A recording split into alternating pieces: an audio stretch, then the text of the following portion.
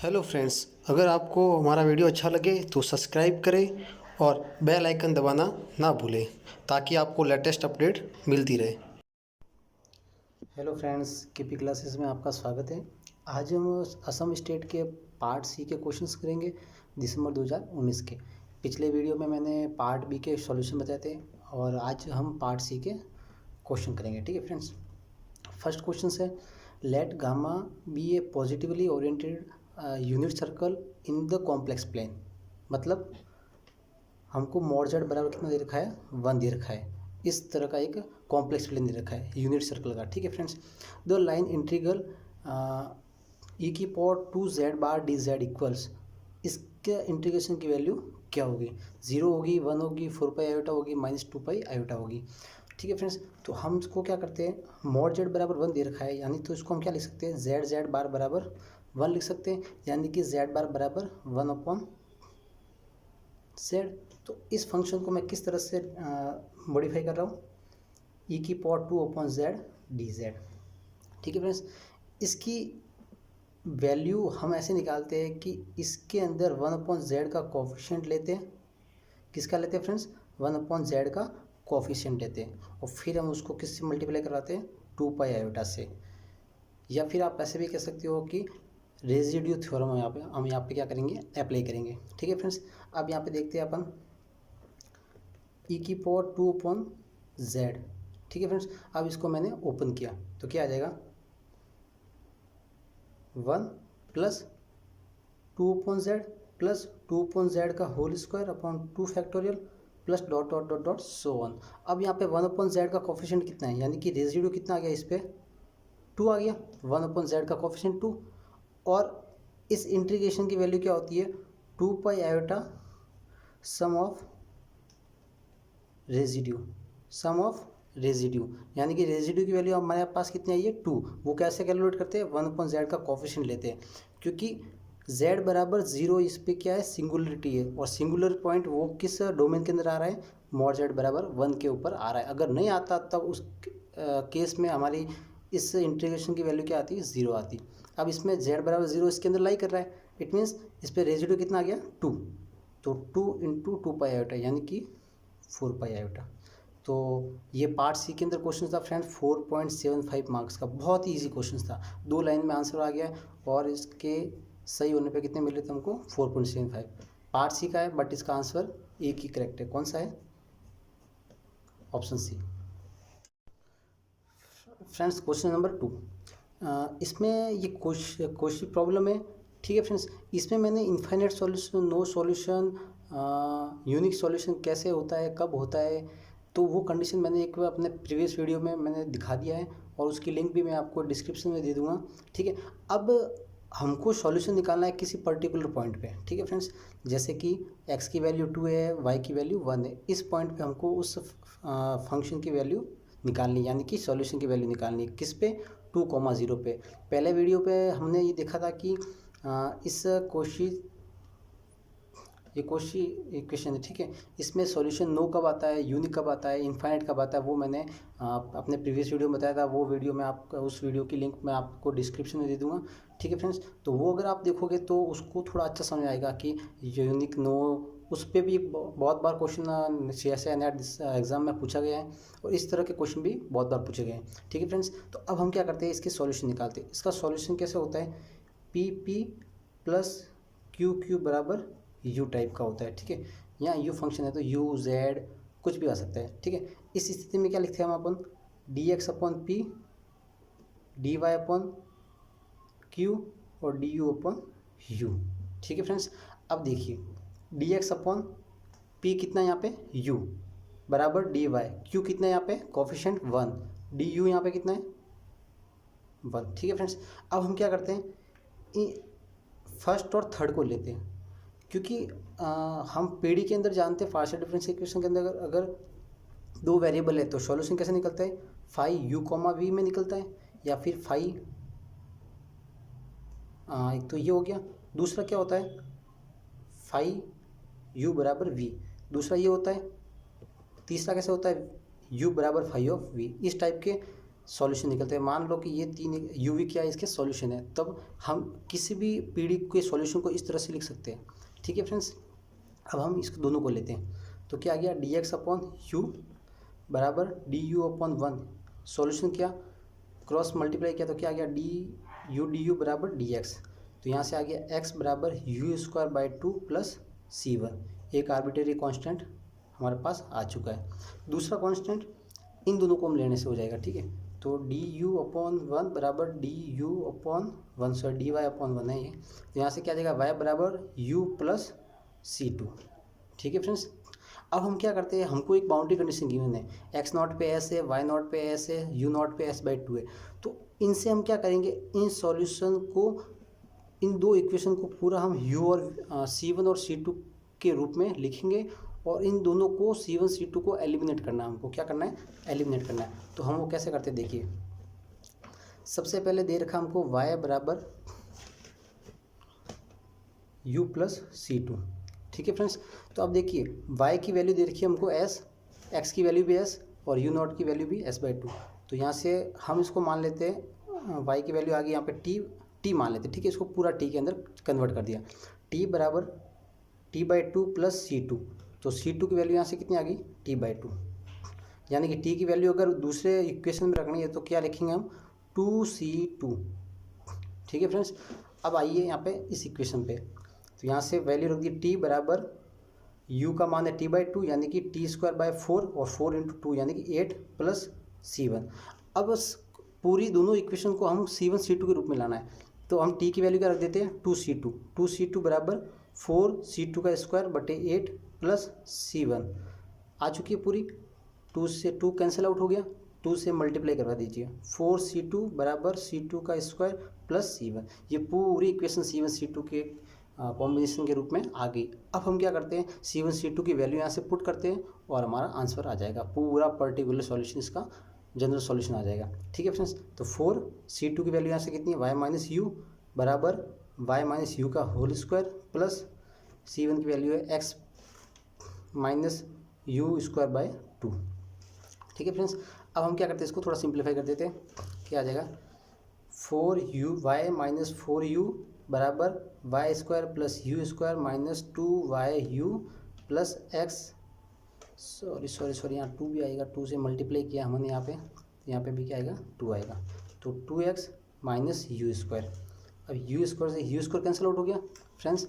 अब हम देखते हैं कि हम डायरेक्ट वैल्यू निकाल लेते हैं। ठीक है, ये सॉल्यूशन है पूरा अपने पास, x की वैल्यू 2, y की वैल्यू 1, u की वैल्यू निकालनी। ठीक है, तो यहाँ से रख देते हैं 4 इंटू 1 माइनस 4u बराबर 1 का square minus 1u plus 2 into 2, 4 और 4 क्या हो गए, कैंसिल आउट हो गए, ये 2u इस तरफ आ गया तो कितना हो गया माइनस का 2u बराबर 1, तो u की वैल्यू कितनी आ गई माइनस का 1/2, मतलब ये वैल्यू किस पे आ गई u2,1 पे कितनी आ गई माइनस का 1/2। देखा फ्रेंड्स, बहुत ही सिंपल था, एक बार मैं वापस से आपको बता देता हूँ। ये एक तरह की फॉर्म होती है किसके लिए, कोशी प्रॉब्लम के लिए। ठीक है फ्रेंड्स, तो किन्हीं दो को कॉम्बिनेशन लेना हमको और उनसे दो आर्बिट्रेरी कांस्टेंट निकालने, जैसे हमने यहाँ निकाल दिया C1 और यहाँ पे C2। अब फिर इन दोनों का लीनियर कॉम्बिनेशन बनाना है हमको, तो जो हमको कंडीशंस गिवन है उन कंडीशंस को मैंने बारी बारी से दोनों में रखा और C1 C2 के रूप में मैंने इक्वेशन ला ली, ये इक्वेशंस। ठीक है, ये इक्वेशन, अब C1 C2 की वैल्यू हमारे पास है, वापस से रख दी। ठीक है, थोड़ा सॉल्व किया मैंने और फिर x की वैल्यू 2 और y की वैल्यू 1 रख दी। आंसर कितना आ गया हमारे पास माइनस का 1/2। ये क्वेश्चन बहुत छोटा सा था, आराम से हम कर सकते थे, और ये क्वेश्चन पार्ट सी में 4.75 मार्क्स के अंदर पूछा गया है। तो हमारा ऑप्शन कौन सा हो जाएगा, बी ऑप्शन क्या हो जाएगा, इसका सही हो जाएगा। क्वेश्चन नंबर 3 है friends, which of the following matrices are diagonalisable over C. तो देखिए फ्रेंड्स, ये पूरा थ्योरी बेस्ड क्वेश्चन है। ठीक है, मैं आपको पहले रिजल्ट दिखवा देता हूँ कि इस तरह के क्वेश्चन आए तो उनको सॉल्व करने का तरीका क्या है, क्योंकि एक एक चेक करना नॉट ए पॉसिबल। ठीक है ना, क्योंकि उसमें टाइम बहुत वेस्ट हो जाएगा हमारा। ठीक है फ्रेंड्स, तो अब देखिए अगर सी के ऊपर डायगोनालाइजेबल पूछा है तो वो मैट्रिक्स आर के ऊपर भी डायगोनालाइजेबल होगी, वो ऑप्शंस भी क्या होगा इस कंडीशन में ट्रू होगा, क्योंकि इसने नॉट ओनली सी नहीं पूछा है, इसने पूछा ओवर सी, तो हम जानते हैं कि R बिलोंग्स टू C, मतलब जो अगर C के अंदर डायगोनाइजेबल है तो वो R के अंदर डायगोनाइजेबल होगी, वो भी मैट्रिक्स हमको यहाँ पे सही माननी है। यहाँ पे ओनली C नहीं बोला, उसने ओनली फॉर ये बोला है कि ओवर C बोला है, तो मतलब जो C के R के ऊपर जो डायगोनाइजेबल होगी वो मैट्रिक्स भी यहाँ पे क्या होगी, ट्रू ऑप्शंस होगा। ठीक है फ्रेंड्स, अब देखते हैं, एक तो ये हो गया। ठीक है फ्रेंड्स, और पहला रिजल्ट ये है कि आइगन वैल्यूज़ डिफरेंट है, all eigen values are different है, तब वो क्या होगी, डायगोनाइजेबल होगी। दूसरी, मिनिमल पॉलिनोमियल होता है अगर वो लीनियर हो जाए, अगर वो क्या हो, लीनियर हो, मतलब कि जैसे हमको पता चल गई कि इसकी आइगन वैल्यू सपोज करो 1 2 2 है। ठीक है फ्रेंड्स, तो एक इसका फैक्टर ले लिया हमने, क्या ले लिया, सपोज करो ये मैट्रिक्स है, A माइनस आई ले लिया, एक इसका ले लिया A माइनस 2i, तो ये दोनों ही अलग अलग आइगन वैल्यूज़ है और दोनों के फैक्टर भी क्या है, लीनियर है। इस कंडीशन में अगर इसका मान 0 आ गया तब हम कहेंगे ये मैट्रिक्स क्या है, डायगोनाइजेबल है। अदरवाइज़ ये 0 नहीं हो रहा है तब हमको ये थर्ड वाला पार्ट भी लेना पड़ेगा, तब हम इसको क्या करेंगे, स्क्वायर कर देंगे। इस कंडीशन में अगर 0 आ रहा है तो ये डायगोनाइजेबल नहीं होगी, क्योंकि ये तो लीनियर है बट ये लीनियर नहीं है, इसकी पावर कितनी आ गई, 2 आ गई। ठीक है फ्रेंड्स, ये सबसे इजी कंसेप्ट है ये मिनिमल पॉलिनोमियल वाला। सबसे पहले हम आइगन वैल्यूज चेक कर लेंगे बाई ट्रिक्स से, और फिर हम उसका क्या करेंगे, एक एक फैक्टर बना के इसको सॉल्व कर देंगे। ठीक है फ्रेंड्स, अब आते हैं हम 1 बाई 1 ऑप्शन चेक करें। ठीक है, तो फ्रेंड्स अब देखिए, पहला ऑप्शन है कि 1 0 0, ये सारी क्या है, ये अपर ट्रायंगुलर मैट्रिक्स है, तो इसमें आइगन वैल्यूज हमको पता है, जो डायगोनल एंट्री होती है वही इसकी क्या होती है, आइगन वैल्यू होती है। तो अब देखिए इसकी आइगन वैल्यू क्या है, 1 1 1। ठीक है फ्रेंड्स, तो मतलब हम पहला ऑप्शन चेक करते हैं, 1 1 1 इसकी लैम्डा से, तो हम इसकी मिनिमम, अब सारी आइगन वैल्यूज तो सेम है, तो हम ये वाला केस तो लगा नहीं सकते। तो अब हम आते हैं मिनिमल पॉलिनोमियल के ऊपर, तब हम क्या करते हैं, A माइनस आई करते हैं। अगर 0 आ गया तो ठीक है, नहीं तो अगर इस पे 0 नहीं आएगा तो इस पे 0 आना ही आना है। तो मतलब इस पे अगर 0 नहीं आया तो हम ये वाला लेके क्यों टाइम वेस्ट करेंगे, क्योंकि सेम आइगन वैल्यूज है तो फैक्टर क्या होना चाहिए, लीनियर होना चाहिए, फैक्टर क्या होना चाहिए, लीनियर होना चाहिए। बट इस कंडीशन में 0 आ गया तो डायगोनाइजेबल है, अगर नहीं आया तो हमको पता है वो या तो 2 पे होगा 0 होगा, या फिर A माइनस आई की पावर 3 पे 0 होगा। लेकिन ये दोनों ही क्या है, लीनियर नहीं है, तो हमको सिर्फ एक ही कंडीशन चेक करनी है, क्योंकि इसमें आइगन वैल्यू क्या है, सेम है। तो हम चेक करते हैं, A माइनस आई करते हैं इसके अंदर, तो क्या आ गया, 0 0 1 0 0 0 0 0 0, not equal to 0, not equal to 0। तो इस कंडीशन में ये हमारा जो लीनियर फैक्टर आ रहा है, क्या आ रहा है, मिनिमल पॉलीनोमियल का लीनियर नहीं आ रहा है, तो ये पहला ऑप्शन तो क्या हो जाएगा, डिस्कार्ड हो जाएगा। इस तरह से हमको ऐसे चेक करना है। ठीक है फ्रेंड्स, अब आते हैं हम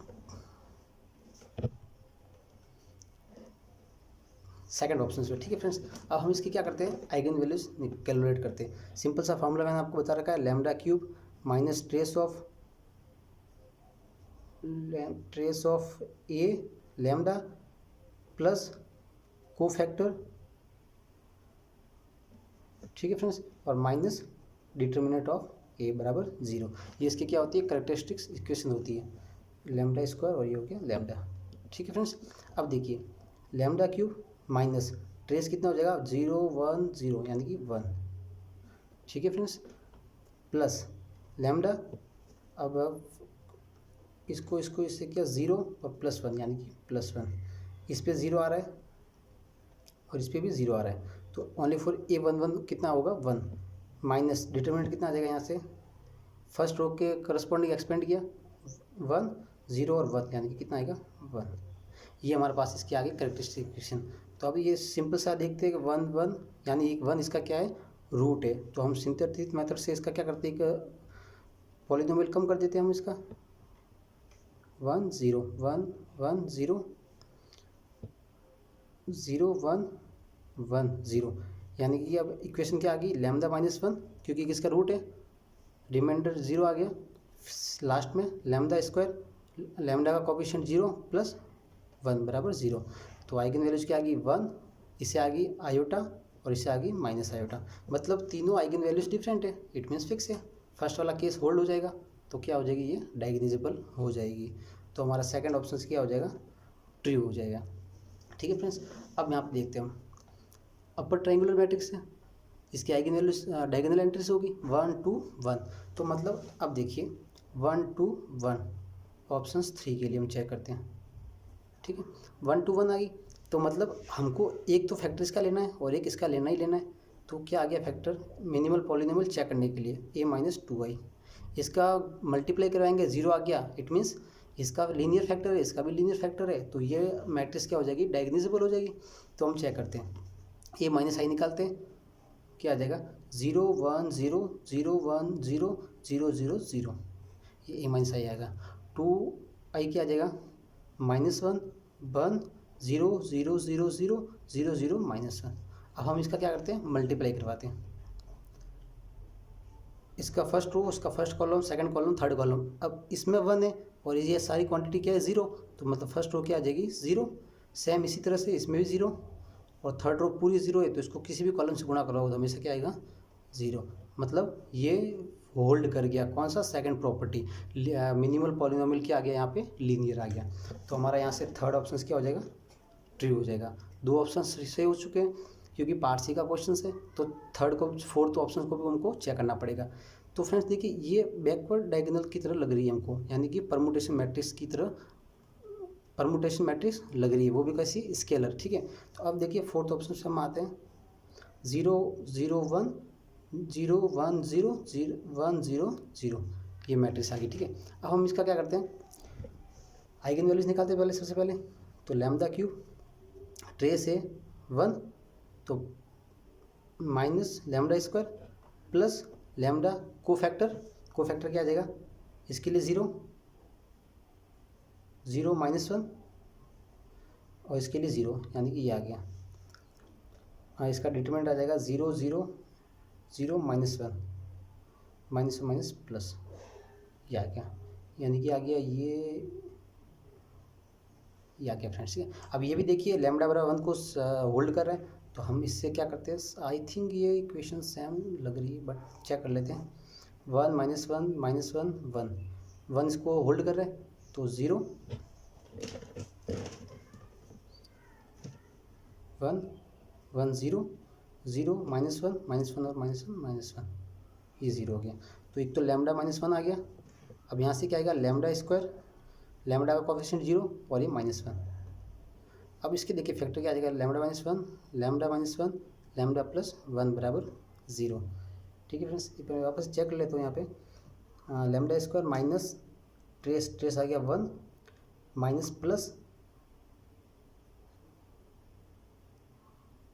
-1 और इसका ट्रेस आ जाएगा 0 -1, तो माइनस ऑलरेडी होता है यहाँ पे, माइनस प्लस हो गया, ये हो गया। अब हम क्या करते हैं, दो आइगन वैल्यूज आ गई 1 1 और तीसरी आ गई -1, सेम क्वेश्चन सेकंड की तरह हो गया। अब हम क्या करते हैं, एक आइगन वैल्यूज 1 लेते हैं, एक लेते हैं -1, तो a-i और a+i, ये दो फैक्टर बन गए, इस पर क्या आना चाहिए, वैल्यू 0 आनी चाहिए डायगोनालाइजेबल के लिए, और क्योंकि ये मिनिमल पॉलिनोमियल बन जाएगा, अगर 0 हो गया तो वो कैसे है, लीनियर है।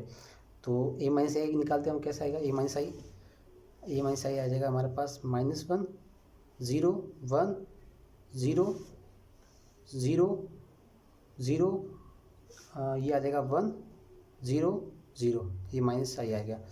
a+i क्या आ जाएगा 1 0 1 0 2 0 1 0 1, ये आ गया a+i।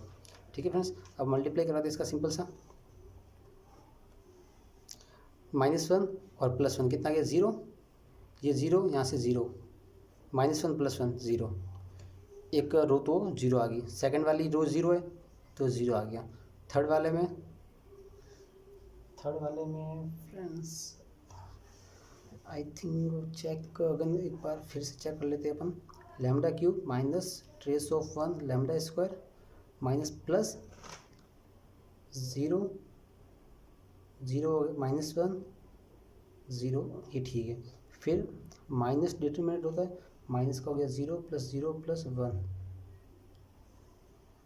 यानी कि -1 और -1 +1 हो गया, और 1 इसको होल्ड कर रहा है, तो ये हो गया 0 1 1 और 1 1 -1 + 1 0 -1 और ये हो गया -1, तो lambda square -1, lambda minus one lambda plus one, तो ये आ गया 1 1 माइनस वन ए माइनस वन ए प्लस वन बराबर 0 लाना। ठीक है फ्रेंड्स अपने को, तो यहाँ से हो गया माइनस वन, ओ यहाँ पे एक माइनस वन ओवर आएगा, गलती होगी क्योंकि हमारे पास मैट्रिक्स क्या है फ्रेंड्स, बराबर मैट्रिक्स है ये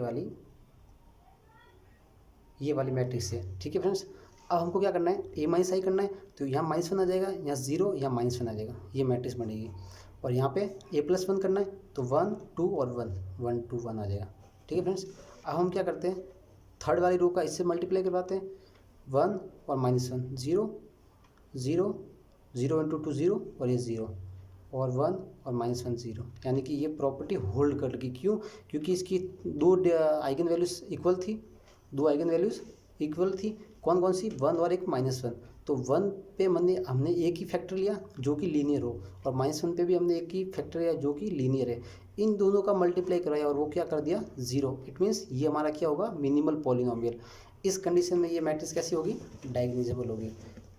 तो हमारा ऑप्शन 4 भी सही हो जाएगा। तो इस क्वेश्चन आई होप आपको ये क्वेश्चन समझ में आया हो। आइगन वैल्यूज डिफरेंट है तो डायगोनालाइजेबल होगी। फिर हमको क्या करते हैं, उसको शॉर्ट ट्रिक से या फिर हम अपर ट्रायंगुलर लोअर ट्रायंगुलर में हम जानते हैं कि उसकी डायगोनल एंट्रीज ही उसकी आइगन वैल्यूज होती है। तो हम उसका मिनिमल पॉलिनोमियल चेक करेंगे, यानी कि लीनियर फैक्टर लेंगे। तो अगर वो 0 को होल्ड कर रहा है तो वो डायगोनालाइजेबल होगी, अदरवाइज़ वो नहीं होगी। जैसे कि ऑप्शन सी के ऑप्शन फर्स्ट में नहीं थी, और ऑप्शन बी सी डी इसके क्या हो जाएंगे, ट्रू हो जाएंगे। बहुत ही अच्छा क्वेश्चन था फ्रेंड्स, हर बार इस टाइप का क्वेश्चन आता रहता है एग्जाम में। Friends question number 4, let v1 v2 w1 w2 be vector in R4 such that v1 v2 v1 plus w1 v2 plus w2 is a basis of R4, which of the following are basis of R4। मतलब हमको basis check करनी है किसके लिए, R4 के लिए।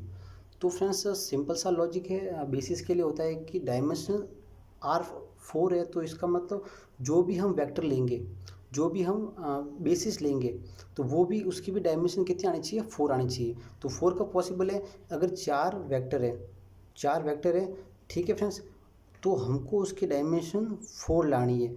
It means symmetric में square matrix है, तो अब हमको उसका डिटरमिनेंट क्या लाना है, नॉट इक्वल टू 0। अगर जिस ऑप्शंस के अंदर डिटरमिनेंट नॉट इक्वल टू 0 है, उस केस में उसकी डायमेंशन हमको कितनी मिलेगी, 4 मिलेगी। तो वो ऑप्शन हमको काउंट करना है। ठीक है फ्रेंड्स, तो 1 बाई 1 डिटरमिनेंट चेक करना होगा हमको। सबसे सिंपल तरीका यही है, फर्स्ट ऑप्शन लेते हैं। ठीक है फ्रेंड्स, ऑप्शंस फर्स्ट, तो पहले v1 है ओनली 4, हमको क्या लेना है, v1 v2 w1 w2, इस तरह से हमको इसको अरेंज करना है। ठीक है फ्रेंड्स, तो 1 0 0 0। ठीक है फ्रेंड्स, सेकेंड में v2 है 0 1 0 0, v1 w2 है यानी कि v1 w2 है, यानी कि फर्स्ट एलिमेंट है 2, सेकेंड थर्ड 0 है और थर्ड एलिमेंट है 3। v2 w1 है, v2 w1 यानी कि सेकेंड थर्ड है 0 5 -3 0। ठीक है फ्रेंड्स, अब देखिए इसका फर्स्ट पिवट मिल रहा है, सेकंड पिवट है, थर्ड और फोर्थ पिवट है। मतलब इसमें एक भी रो के अंदर ऐसा कोई भी एलिमेंट नहीं जिसपे पिवट नहीं है, सभी के अंदर पिवट है। मतलब इसकी डायमेंशन कितनी मिल रही है हमको, 4 मिल रही है। ठीक है, आप चाहो तो इसका डिटरमिनेंट डिटरमिनेंट निकाल सकते हो। फर्स्ट रो फर्स्ट कॉलम के अकॉर्डिंग इसका एक्सपेंड कर सकते हो, क्योंकि इसमें भी 0 हो जाएगा, ये 0 ये 0, तो इसके अकॉर्डिंग हमने क्या एक्सपेंड किया, क्या आ जाएगा 0 2 0 1 0 5 0 0 -3 0 3 0। अब देखिए इसका तो अब कोई रोल है नहीं क्योंकि सिंगल है। अब इसके सापेक्ष हम इसका क्या करते हैं, डिटरमिनेंट निकालते हैं, 0 0 और फिर पीछे क्या आ रहा है 2। सॉरी फ्रेंड्स, ये वापस टर्म नहीं आएगी क्योंकि हम यहाँ से ये कैंसिल आउट चुकी है। अब हम सेकेंड रो से -3। ठीक है फ्रेंड्स, ये आ गया -3, ये कितना आ गया -6 और ये इसका -2, ये +6, क्या आ गया नॉट इक्वल टू 0। तो मतलब इसकी डायमेंशन हमको क्या मिलेगी, फुल मिलेगी, फुल मीन्स 4 मिलेगी। तो इस कंडीशन में हमारा फर्स्ट ऑप्शन क्या हो जाएगा, सही हो जाएगा। इसी तरह से अगर हम सेकंड चेक कर सकते हैं, सेकंड में क्या कहेगा, v1 v2 अलग अलग है, तो 1 0 0 0 0 1 0 0, v1 w1 यानी कि सेकंड और third, sorry first and third, क्या आ जाएगा 2 0 2 0। फर्स्ट में v1 w2 यानी कि ये देखिए चारों के चारों पिवट हमको मिल गया, डायगोनल एंट्री नॉन जीरो है, डायगोनल एंट्री एक भी ज़ीरो नहीं है। इट मीन्स डिटरमिनेंट क्या होगा, नॉन ज़ीरो होगा। तो मतलब इसकी भी डायमेंशन हमको कितनी मिलेगी, 4 मिलेगी। तो इस कंडीशन में ये भी ऑप्शन क्या हो गया, सही हो गया। अब हम आते हैं थर्ड ऑप्शन के अंदर। ठीक है फ्रेंड्स, थर्ड ऑप्शन के अंदर क्या कहता है ये, V1 V2 यानी कि 1 1 0 0, V2 0 1 0 0, W1 0 0 1 0, और अब आ गया V1 है 2, V2 है 5, W1 है -4 और W2 नहीं है, बिल्कुल नहीं है। तो अब देखिए फ्रेंड्स, इसके अंदर हमको प्योर है ना 4 रो वाला हमको नहीं मिल रहा। 4 रो पूरी की पूरी क्या यहाँ पे 0 है। तो पीरियड हमको क्या मिला 1 1 1, एक पीरियड हमको नहीं मिला, एक पीरियड हमको 0 मिल रहा है। इट मीन्स इसका डिटरमिनेंट क्या होगा, 0 होगा। तो इस कंडीशन में ये बेसिस नहीं होगा, क्योंकि बेसिस के लिए हमेशा LI वेक्टर होने ज़रूरी है। तो इसमें एक LD वेक्टर आ गया, तो इसलिए ये ऑप्शन क्या हो जाएगा हमारे अकॉर्डिंग गलत हो जाएगा। ठीक है, अब फ्रेंड्स आते हैं हम फोर्थ ऑप्शन के ऊपर। ऑप्शंस के ऊपर आते हैं 1 1 0 0, V2 है 1 0 0 0, सॉरी 0 1 0 0, W1 W2 है यानी कि 0 0 1 1, V2 है 2 1 1 1। अब फ्रेंड्स देखिए, दो रो एक इक्वल है, तो हम जानते हैं डिटरमिनेंट के केस में जब दो रो इक्वल होती है, दो वेक्टर इक्वल होते हैं, तो उस कंडीशन में उसका डिटरमिनेंट क्या आता है, 0 आता है। तो ये भी क्या हो गया, LD हो गया। तो ये भी बेसिस फॉर्म नहीं करेगा। इट मीन्स ये ऑप्शंस भी क्या हो जाएगा, डिस्कार्ड हो जाएगा। तो फ्रेंड्स, बेसिस निकालने का एक बहुत ही सिंपल तरीका था डिटरमिनेंट निकाल के चेक करना, ताकि इसमें टाइम भी हमारा कम लगता है। ठीक है, तो फ्रेंड्स इसके ऑप्शंस A और B क्या हो जाएंगे, ट्रू हो जाएंगे, बाकी दोनों ऑप्शंस डिस्कार्ड हो गए। फ्रेंड्स क्वेश्चन नंबर है 5th। क्वेश्चन से let A B A 3x3 matrix over C, let W ये जो रूट होता है कॉम्प्लेक्स नंबर में e⁴2π/3 which of the following are true. ठीक है, 4 ऑप्शंस दे करके फ्रेंड्स बिल्कुल ही सिंपल क्वेश्चन है ये। तो अब देखते हैं, हम जानते हैं कि W बराबर क्या होता है, ये होता है। तो हम इस पर क्या क्या क्यूब किया बोथ साइड, तो ये क्या आ गया 2π/। हम इसको जानते हैं cos 2π + i sin 2π के अंदर एक्सपेंड करते हैं। तो एक्सपेंड करते हैं तब cos 2π + i sin 2π मीन्स 1। तो हम जानते हैं ओमेगा क्यूब कितना होता है 1। तो जब ओमेगा क्यूब 1 है, तब एक कंडीशन और भी जानते हैं हम, क्या होता है, ये आ गया। ठीक है फ्रेंड्स, अब आते हैं, देखो फर्स्ट 1 बाय 1 ऑप्शन हम चेक करते हैं। ठीक है, इफ़ A³ बराबर i है, then the eigenvalues of A are 1 omega square हो। जब A³ 1 आ रहा है, तब हम ये कह सकते हैं कि इसका आइगन वैल्यू 1 ओमेगा स्क्वायर ही होगी। फ्रेंड्स बेसिक क्वेश्चन है बहुत, मतलब फर्स्ट ऑप्शन के लिए, कि ये कह रहा है A³ बराबर i है, तो उसके आइगन वैल्यूज़ ये हो।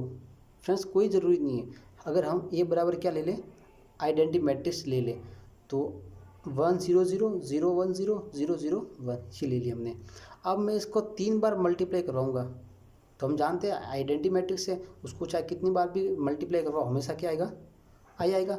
तो इस केस में आइगन वैल्यूज़ क्या है, आइगन वैल्यूज़ आर 1 1 1, ओमेगा तो नहीं आई, ओमेगा स्क्वायर भी नहीं आई। इट मीन्स ये ऑप्शन हमारा क्या हो गया, गलत हो गया। ठीक है फ्रेंड्स, आई हो तो ज़रूरी नहीं है कि उसकी आइगन वैल्यूज सारी की सारी क्या हो, 1 ओमेगा और ओमेगा स्क्वायर हो। ठीक है फ्रेंड्स, अब देखो सेकंड ऑप्शन, A³ बराबर i है, then the every eigenvalues of A is in the set 1 omega square. हाँ फ्रेंड्स, ये ऑप्शन सही है, क्योंकि इसने सेट बोला है। इसने क्या बोला यहाँ पे, सेट। इसने ये नहीं कहा कि इसकी आइगन वैल्यूज यही होगी एक ही मैट्रिक्स के अंदर, इसने बोला सेट होगा। इस सेट में आप कोई भी आइगन वैल्यूज़ उठा सकते हो। अब जैसे मैंने इसमें आई लिया था, यानी कि आइगन वैल्यूज़ 1 1 1 ली थी, जो कि सेट के अंदर लाई कर रही है। दूसरी बार मैं ये भी ले सकता हूँ ओमेगा वाली, तो वो भी इसके अंदर लाई कर रही है। तीसरी ओमेगा स्क्वायर, वो भी इसके अंदर क्या कर रही है, लाई कर रही है। तो इस वाली कंडीशन में हमेशा आइगन वैल्यूज़ फिक्स होती है 1 ओमेगा स्क्वायर। इस तरह की ही मैट्रिक्स इस कंडीशन को होल्ड करती है। तो ये सही है कि इसकी आइगन वैल्यूज़ इस सेट के अंदर लाई करेगी। तो फ्रेंड्स ये ऑप्शन क्या हो जाएगा, यहाँ पे सही हो जाएगा। थर्ड ऑप्शन क्या कहता है friends, if the eigenvalues of A are 1 omega square then A³ बराबर i। तो फ्रेंड्स अब देखिए कि ये कह रहा है कि 1 ओमेगा स्क्वायर इस आइगन वैल्यूज़ है, तब A³ बराबर i होगा। फ्रेंड्स बिल्कुल होगा, क्यों होगा कि जैसे देखिए हम जानते हैं कि A³ बराबर i होता है, तब उस कंडीशन में आइगन वैल्यूज हमारे पास पॉसिबिलिटी कितनी है, आइगन वैल्यूज़ की 1 ओमेगा ओमेगा स्क्वायर ही पॉसिबिलिटी है। तो फ्रेंड्स अब इसका जो फर्स्ट ऑप्शन था ना उसमें ये बोल रहा है कि ये होगा तो ये होगा, क्योंकि हम तो आइडेंटिटी लेके भी इसको ऑप्शंस को डिस्कार्ड कर दिया। बट जब इसका उल्टा हो जाएगा ना तब ये कहना एकदम सही है। कि कैसे कहेंगे आप देखिए, 1 ओमेगा ओमेगा स्क्वायर इसके आइगन वैल्यूज़ है, तब हमको प्रूव करना है कि ए क्यू बराबर आई होता है। तो चेक कर लेते हैं हम। ये देखिए फ्रेंड्स 1 0 0 0 ओमेगा 0 0 0 ओमेगा स्क्वायर। ठीक है फ्रेंड्स, अब इसका हमको क्या निकालना है, क्यूब निकालना है। या फिर 1 बाई 1 मैं आपको चेक करके बता देता हूँ।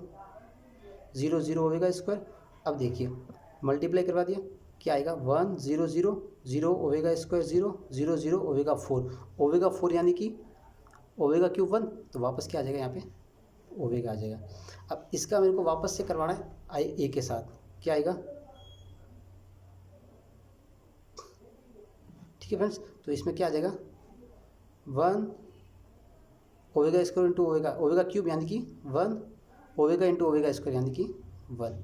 तो होल्ड करके ये फ्रेंड्स, तो मतलब जो फर्स्ट ऑप्शन है ना उसका कन्वर्स ट्रू है, लेकिन थर्ड ऑप्शन का कन्वर्स ट्रू नहीं है। मतलब एक ही स्टेटमेंट इसमें गिवन है, फर्स्ट का कन्वर्स ये है, इसका कन्वर्स ये, तो इसका कन्वर्स ट्रू है बट इसका कन्वर्स ट्रू नहीं है। तो इस कंडीशन में ये फोर्थ ऑप्शन थर्ड ऑप्शन क्या हो गया, ट्रू हो गया। फ्रेंड्स देखो यहाँ पे मैंने चेक करके आपको बता दिया। अब आते हैं हम फोर्थ ऑप्शन के ऊपर। ये कहता है कि every eigenvalues of A is in the set, इस सेट के अंदर आइगन वैल्यूज हैं तब ए क्यू बराबर आई हो। फ्रेंड्स देखिए अब आते हैं अपन सेकंड ऑप्शन के अंदर। ये यहाँ पे कह रहा था कि every eigenvalues of set ए, तो फ्रेंड्स हम उसमें से एक ही आइगन वैल्यूज कलेक्ट करते थे। ए क्यू बराबर आई मतलब हमने ओनली फॉर आइडेंटिटी मैट्रिक्स ली, यानी कि आइगन वैल्यूज क्या ली 1 ली, तब ये होल्ड कर रहा था। दूसरी बार हमने क्या लिया ओमेगा लिया, तीसरी बार हमने क्या लिया ओमेगा स्क्वायर लिया। अब ये कह रहा है कि एवरी आइगन वैल्यूज हम इस सेट में से कोई भी ले सकते, 1 2 कोई भी ले सकते, तब ये कह रहा है कि ये होल्ड होगा। फ्रेंड्स ज़रूरी नहीं है। अब जैसे मैं आपको एक एग्जाम्पल देता हूँ, ठीक है फ्रेंड्स, उससे आपका कंसेप्ट क्लियर हो जाएगा। अब देखिए फ्रेंड्स ऑप्शन 4 के लिए मैंने ले लिया आइगन वैल्यूज़ 1 ओमेगा ओमेगा ये ले ली, ठीक है फ्रेंड्स। अब देखिए इसकी ब्लॉक जॉर्डन ब्लॉक कैसे बनता है, 1 0 0 0 ओमेगा 1 0 0 ओमेगा, मतलब इसकी आइगन वैल्यूज़ भी यही है, तो इसको मैं ऐसे लिख सकता हूँ। अब देखिए इसका मैं 3 बार करता हूँ, तो हमको क्या लाना है, आइडेंटिटी मैट्रिक्स लाना है, वो आता है कि नहीं आता है। तो अब देखिए फ्रेंड्स इसका मल्टीप्लाई मैं करवा दूंगा 1 ओमेगा, इसका हो जाएगा ओमेगा और ओमेगा कितना हो गया 2 ओमेगा 0 0 ओमेगा स्क्वायर, ये आ गया ए स्क्वायर। अब हम इसको वापस मल्टीप्लाई करवाते हैं, ठीक है फ्रेंड्स, क्या आ जाएगा 1 ओमेगा स्क्वायर, ये आ जाएगा ओमेगा और ओमेगा 3 ओमेगा, यहाँ से आ जाएगा 0 0 1। देखो friends not equal to identity matrix आया। तो मतलब हम फोर्थ ऑप्शंस में जो सेकंड ऑप्शंस का जो कन्वर्स है वो हम ट्रू नहीं कह सकते। मतलब इसमें अंदर 2 स्टेटमेंट गिवन है, एक दूसरे के कन्वर्स दे रखे थे, तो उसमें से 2 ही ऑप्शंस क्या है ट्रू।